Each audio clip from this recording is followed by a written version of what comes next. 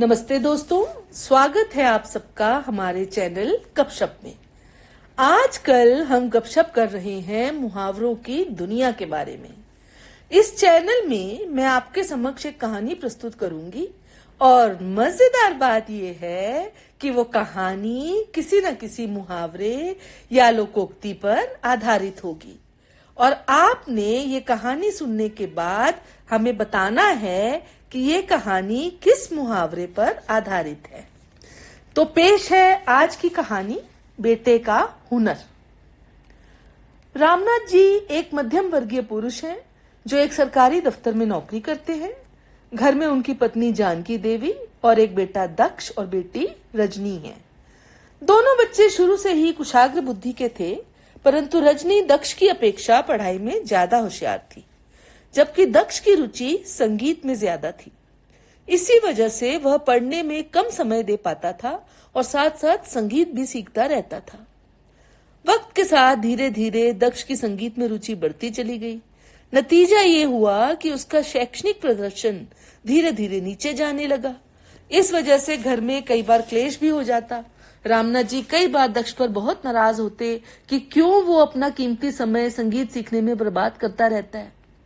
खैर, वक्त के साथ बच्चे बड़े होते गए और 12th पास करने के बाद एक दिन दक्ष ने अपने पिता से एक गिटार खरीद कर देने की फरमाइश कर दी।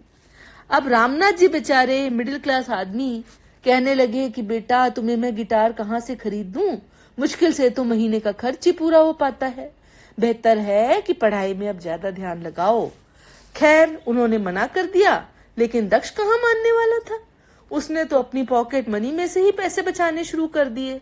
वह कॉलेज कभी पैदल से चला जाता, कभी साइकिल से चला जाता और धीरे धीरे पैसे बचाकर आखिर 6 महीने के अंदर अंदर उसने गिटार खरीद ही लिया। और अब उसकी गिटार और संगीत दोनों ही प्रैक्टिस जोर शोर से चलने लगी। अब रामनाथ जी और भी ज्यादा परेशान होते। वे कहते कि पहले घर में संगीत के रागों का क्या शोर कम था, जो अब ये टुनटुना भी सारा दिन घर में बजता रहता है। वक्त गुजरता रहा, धीरे धीरे उनके बच्चे सयाने होने लगे और रामनाथ जी को तो दिनों दिन ये चिंता सताने लगी कि बेटा तो कुछ कमा नहीं रहा है, कुछ कर नहीं रहा है।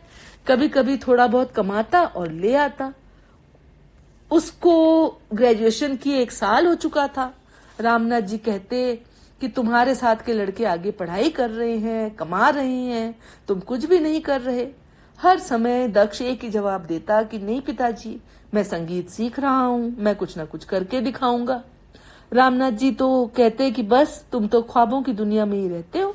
कुछ समय के बाद बिटिया भी सियानी हो गई, तो रामनाथ जी ने उसकी शादी कहीं पर पक्की कर दी। उन्हीं दिनों शादियों के संगीत समारोह में किसी प्रसिद्ध गायक को बुलाने का चलन शुरू हो गया था। तो रामनाथ जी ने भी एक प्रसिद्ध गायक गिरधारी जी को संगीत समारोह के लिए बुक कर लिया। चलिए जी, आखिर वो दिन भी आ ही गया जब उनकी बेटी की शादी का संगीत समारोह था। काफी मेहमान आ चुके थे और रामनाथ जी बड़ी बेसब्री से गिरधारी जी का इंतजार कर रहे थे कि वे आए और संगीत का कार्यक्रम शुरू करें।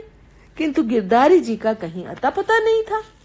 उन्होंने गिरधारी जी को कई फोन किए, पहले तो किसी ने फोन ही नहीं उठाया। फिर उन्हें पता चला कि गिरधारी जी की तबीयत कुछ नासाज है, तो वे नहीं आ पाएंगे। रामनाथ जी तो बहुत परेशान हो गए कि बिल्कुल आखिरी मौके पर उनका सारा कार्यक्रम भी चौपट होता नजर आ रहा है। वे सर पकड़कर बैठ गए। दक्ष ने उन्हें परेशान होते देखा तो उसने उन्हें कहा कि पिताजी, आप परेशान मत होइए, मैं किसी और गायक को ले आता हूँ।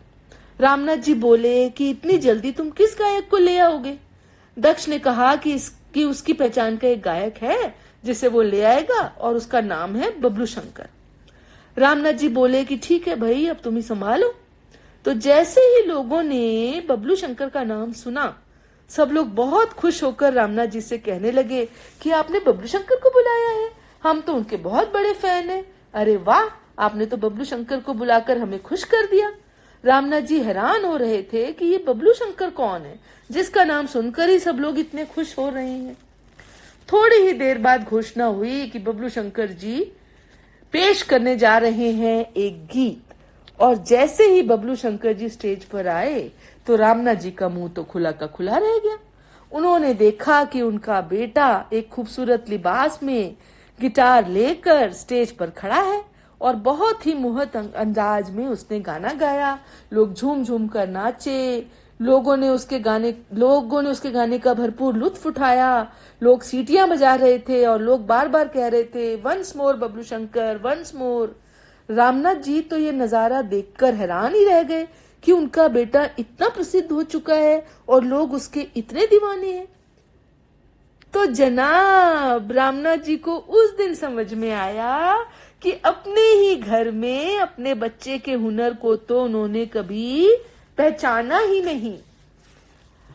तो इसी बात पर बूझिए आज के मुहावरे को और कमेंट करके हमें बताइए कि ये कहानी किस मुहावरे पर आधारित है। और अब विदा लेने से पहले मैं आपको बताना चाहूंगी कि हमारी पिछली कहानी बदलती नजरें का मुहावरा है आंख की किरकिरी होना या आंखों में खटकना। दोनों ही मुहावरे इस कहानी पर सटीक बैठते हैं। तो मैं आपसे फिर मिलूंगी एक नई कहानी के साथ। तब तक के लिए विदा।